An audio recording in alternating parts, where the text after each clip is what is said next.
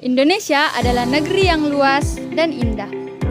Sebelum merdeka, ada ratusan bahasa, ratusan adat, dan banyak sekali perbedaan.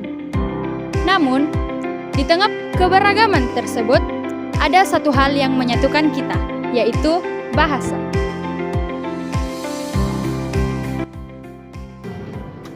Wah, ramai juga ya hari ini. Ada yang dari Jawa, Bugis, bahkan ada yang dari India.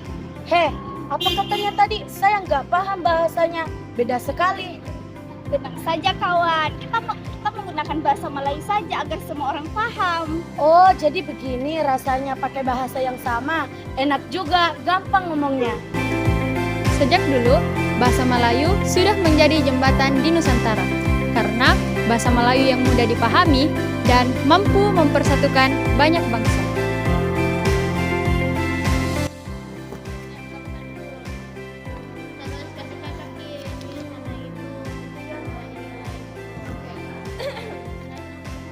Kalian sadar nggak sih, bangsa kita adalah bangsa yang besar, tetapi belum memiliki bahasa persatuan. Kalau terus begini, bagaimana caranya kita bisa bersatu? Kenapa nggak pakai bahasa daerah aja sebagai bahasa persatuan? Itu kan merupakan warisan masing-masing. Justru itu masalahnya, kalau kita pakai bahasa masing-masing, kita nggak akan jadi satu. Bahasa Melayu bisa jadi jalan tengah karena sederhana dan semua orang bisa pakai. Ya juga, bahasa Melayu bahasa sederhana yang bisa menyatukan hati yang berbeda.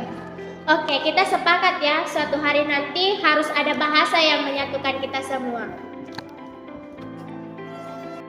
Dan dari percakapan kecil seperti inilah, benih persatuan itu mulai tumbuh.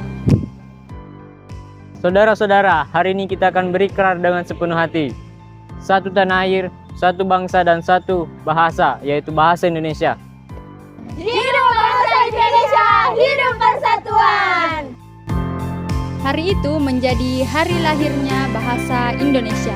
Bahasa yang bukan hanya digunakan sebagai alat untuk berbicara, tetapi juga sebagai suara hati bangsa. Lihat, Bung Karno akan membacakan teks proklamasi. Bahasa Indonesia, bahasa kita sendiri. Merdeka. Bahasa Indonesia menjadi suara kemerdekaan. Dari Sabang sampai Merauke, dari masa lalu sampai hari ini, kita tetap bersatu dikarenakan satu bahasa yang sama. Dari bahasa Melayu yang digunakan untuk perdagangan hingga bahasa Indonesia yang digunakan dalam kehidupan sehari-hari. Satu yang tak pernah berubah, yaitu bahasa yang mempersatukan kita.